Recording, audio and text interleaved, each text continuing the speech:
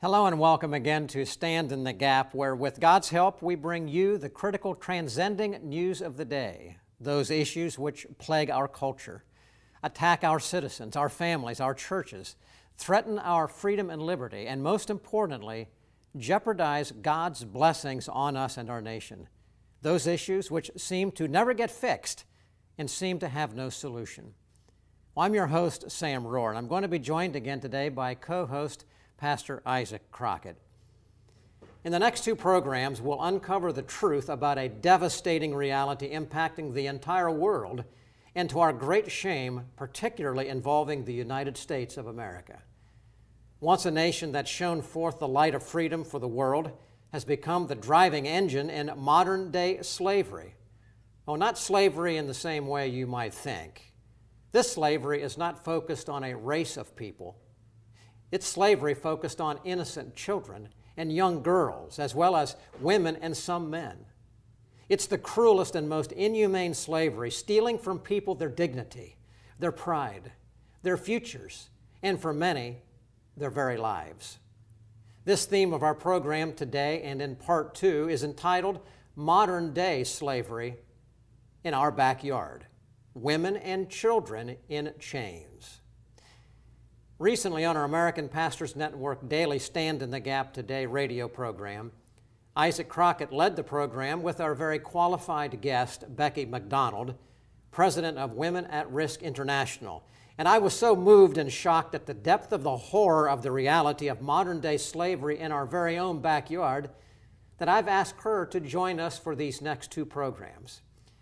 Your hearts will be torn, and I trust that by the time we're done, you'll be moved not only to more prayer, but engagement and watchfulness to not only help these victims, but to help bring justice to the perpetrators of evil who, by their actions, defy the God of heaven and harm one of these little ones Jesus came to save, and then move to action to no longer stand idly by while travesty occurs. So as we do on all of our Stand in the Gap programs, we'll approach this tragic issue through the lens of a biblical worldview, as it is the only worldview that can bring justice and freedom to this horrid slavery and bring healing, redemption, and hope to millions who've been trapped in seemingly hopeless bondage. Now, before we bring in our special guest, Becky McDonald, president of Women at Risk International, let me play just a short clip from a video produced by Women at Risk International that will share some startling statistics and help to set the stage for this most critical program. There is a war raging against women, and time ticks on while rivers of tears run as a hidden gendercide sweeps the globe. At War International, we unveil what's hidden and reclaim what's beautiful. Yet our war has victims disguised as statistics. Like the 800,000 people illegally trafficked across borders in the 365 days of our year. Half are children. While 70% of trafficked women end up as sexual slaves, chained to beds of horror. In the United States, human trafficking is the fastest growing organized crime. The FBI estimates that 100,000 to 300,000 children are missing. 300 children are sold in Atlanta, Georgia each month. All around our beautiful creation, newborn babies are purchased for $25. Every 15 seconds, in one city alone, a girl is brutally circumcised, while honor killings and acid attacks are disguised as accidents. Fear strikes women around the world, haunted by domestic violence and rape. In total, every 2 to 4 years, 114 to 200 million women go demographically missing from all manners of risk. I hope that grabbed your attention. It sets the stage for our program today, Modern Day Slavery. In just a moment, we'll be back with our special guest, Becky McDonald. For over 2,000 years, pastors have carried the light of the gospel. through opposition, persecution, and every flaming arrow of the enemy. But sadly, now more than ever, our nation is experiencing a period of spiritual darkness. But what would happen if churches threw off the shackles of fear and boldly stood for truth? If 100,000 pastors around the nation joined together and committed to preaching God's word no matter the consequence? Pastors who are unaffected by changing times and the opinions of men? What would happen if America's pulpits became aflame with the preaching of righteousness? The great darkness from rejecting God's standards would be expelled, the prayers of God's people heard, our nation healed, and God's blessings restored. The time has come to stand. Well, welcome back to Stand in the Gap, and our special focus today, our theme, modern day slavery in our backyard, women or children and women in slavery. And I want to welcome in right now our special guest, Becky McDonald. Becky, welcome to Stand in the Gap today. We're so thankful you can be with us today for a few minutes. Thank you. Thank you for being a voice of the silenced. Well, I'm glad for the work that you have done. You know, when we see just the brief statistics that were in that previous video clip, you did make a statement there. Statistics, there's a lot of them. They're not good statistics. But there's a name and there's a face behind every one of them. And in this program, I want us to not only lay out the reality of the statistics, but also never lose sight of the fact of the value of the life that God has created that's represented in every one of these children and these women. And the fact that God's love for them is so great. And that's what all of this is about. We don't want to lose track of that. At the same time, bringing the perpetrators to justice who could even do these kinds of things is incredible. We want to make sure we can do that as well. But Becky, just a minute or two here. I want our folks to know, our listeners to know just a little bit about who you are. How did Becky McDonald get involved in this? I know that you grew up overseas, but to what extent did your upbringing bring you into contact with human trafficking and put this burden in your heart? Well, my family moved overseas to the land of East Pakistan when I was 5 years old, and I spent all my formative years in lands steeped in traditions of the Taliban. I went to boarding school in West Pakistan. By the age of 14, we had been through 2 wars already, and the war at age 14 was the War of Liberation, where East Pakistan was attacked by West Pakistan and a genocide was conducted against the Bangladeshi people. And my family stayed there through those wars so my father could protect the Bangladeshi people. My girlfriend was raped during that war and fought back. And to teach her, you are a woman in that particular context. You have no voice. You are bought and sold in a marriage contract. You cannot fight back. They poured acid, not in her face, as would be usual, but down her throat to take her vocal cords away forever. And the acid of her suffering burned a hole in my heart, and it set me on a pathway of being the voice of the silenced and wrapping arms of love around them and giving them the message that they were created with worth and dignity. We are not the sum total of all the junk that's been done to us. And so today, Women at Risk is in over 50 countries, and we address many risk issues. But human trafficking is the one we're most known for because it is the fastest growing arm of crime.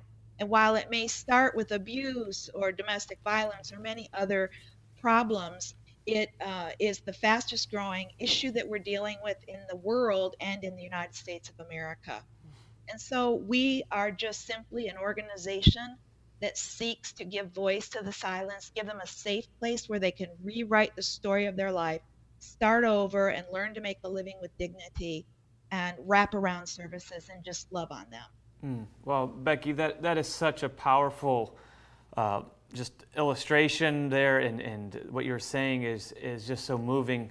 And to think of your friend growing up, that they took her voice, and I think that is such a perfect object lesson of what's going on when people are enslaved, when they're trafficked like this, that they feel helpless, they feel that nobody hears them. And so when we see these statistics, like what we saw in the video there, we're looking at 800,000 people or more. And again, it's so hard to know the exact numbers because this is all done in secret.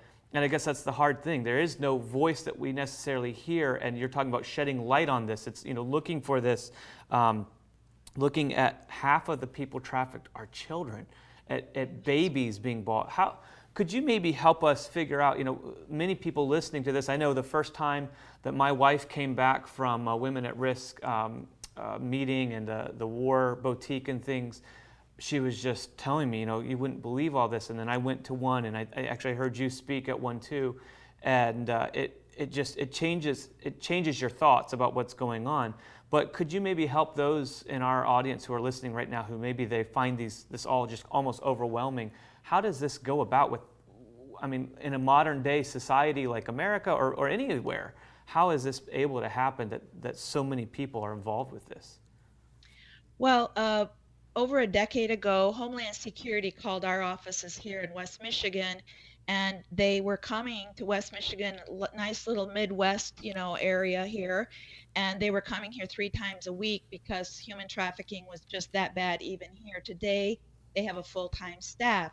When they came into my life about 12, 13 years ago, I shared with them that our global international rescue was becoming babies, more and more young children. We had just rescued a baby sold at 2 weeks old for $200. She was rescued at 1 month old. Today she's 9. And I was sharing with them that, and they were saying, yes, in the land of the free. They were looking at that time for a pay-per-view of a live attack of a 6-month-old in the land of the free. And we've seen testimony of 2-week-old children being attacked with the umbilical cord still attached. So evil knows no boundaries. And this problem is not, a lot of human traffickers are women, by the way. A UN study found that more than half of trafficking, the person who does the force, coercion, and fraud is a woman. So this is not a gender problem. This is not male versus female. Yes, men are the buyers, but a lot of the actual slavery and the beating and the stitches and the scamming is done woman on woman. So this is a heart problem. Men, women, and children all over the world prey on their most vulnerable, and it's about money. It's very, very lucrative. 2 to 3 women in a stable can bring in $500,000 tax-free. And so this is just about making money and greed, unfortunately, and the heart is deceitfully wicked. And so as an addiction in the sexual area, the addiction becomes more and more needing newer and newer and different things. The age of the victim is going down. The things that are being done are getting more and more horrific. And I have rocked women and children in my arms that I can't even describe. I wouldn't publicly tell you what was done to them. And so it breaks your heart that humanity can turn on itself. And yet the good news is, I don't want anybody to be discouraged by this, because I have the luxury of hindsight, and I can look back on decades of working with wounded people and see that people can put their lives back together. They can rebuild, they can rise up and be mighty trophies of God's grace and warriors and step into this issue. And there's great hope. There are thousands of stories of men, women, and children who have put their lives back together. And we're so glad to have you on here to tell these stories for us and to show us.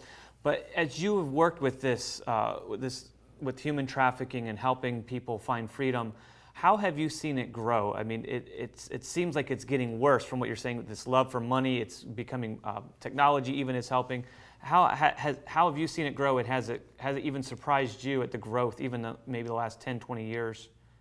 I believe that we teach 15 demographics, or 15 things that draw the eye of a trafficker to a community. And the top 2, the number 1 is the internet, cybercrime. 100 years ago, many years ago, we got rid of legal slavery. We did not get rid of racism. We have a long way to go on that. But we now have a slavery, thanks to the internet, that has more victims than all the slaves ever from the beginning of time. And it's because of the computer. You no longer have to park your car in a nasty parking lot. You can dial up a rate to your specifications. You can dial up virtual trafficking on your phone, on your computer. Our children are sitting in their American history class minding their own business, and they're getting 40 text messages an hour from somebody going, hey honey, you're 13, I'm 13, meet me at McDonald's. I know a girl that was trafficked from a Wendy's and one for a hot dog and a Slurpee.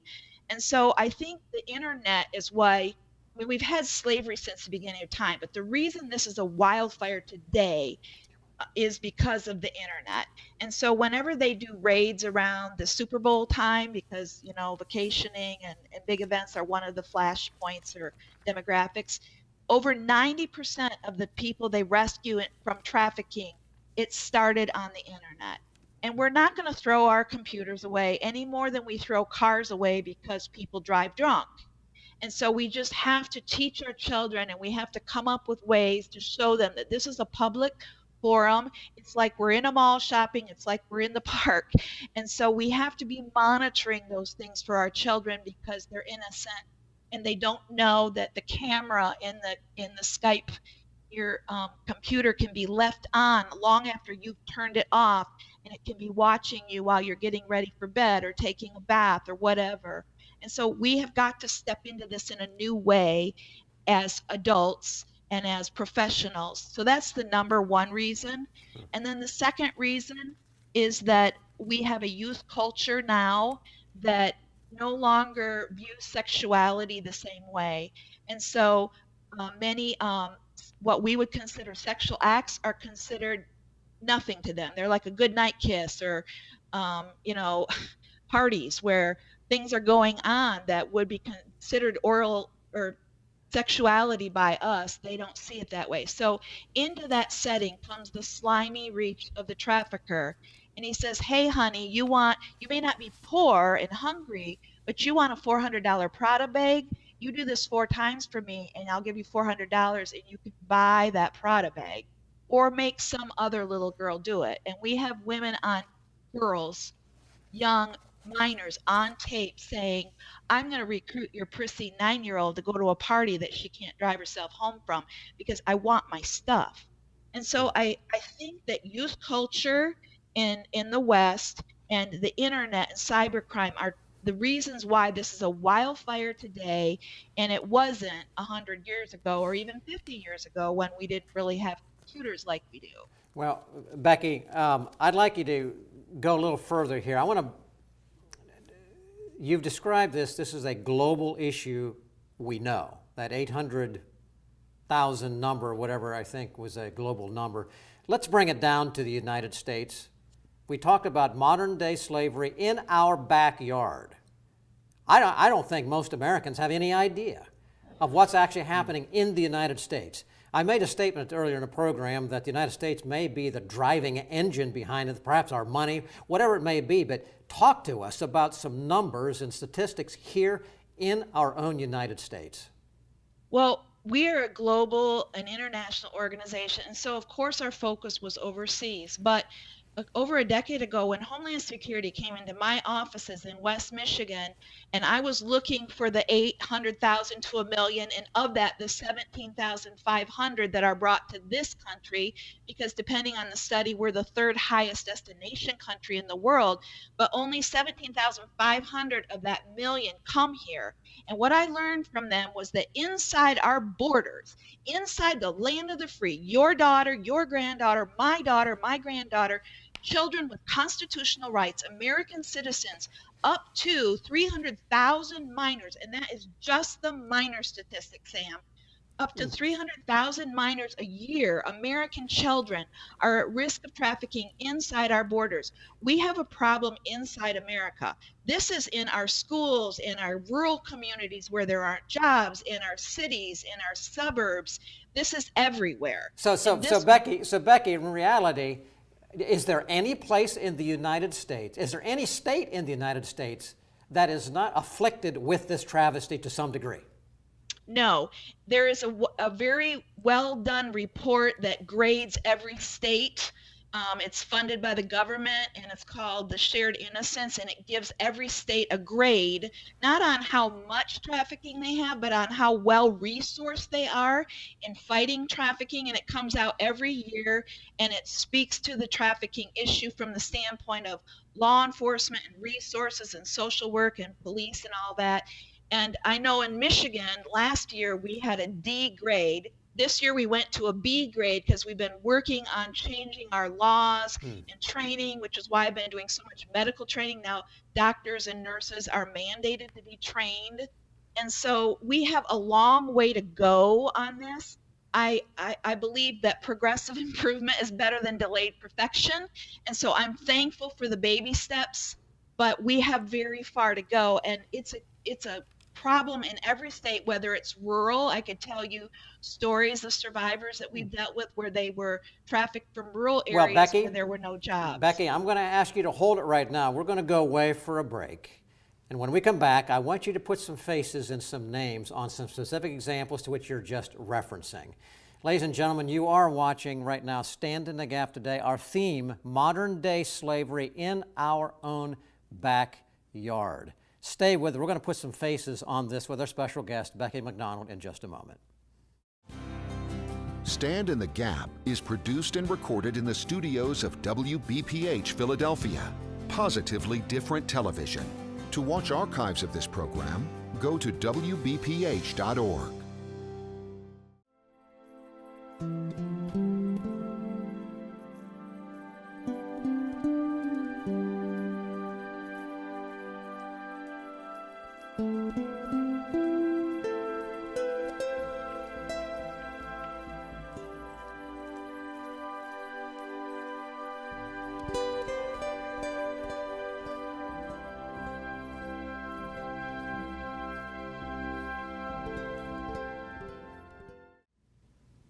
Welcome back to Stand in the Gap, and we've been talking with our friend Becky McDonald. She's the president of Women at Risk International, looking at the issue of human trafficking and this exploitation of other people right here in our own backyard.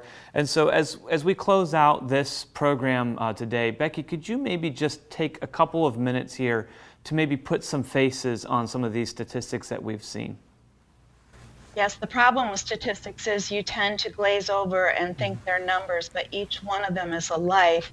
I could talk to you about a girl who was trafficked from suburbia, upper middle class community in Detroit. She needed a ride home from school. Her mom, how many of us have been in that situation, right?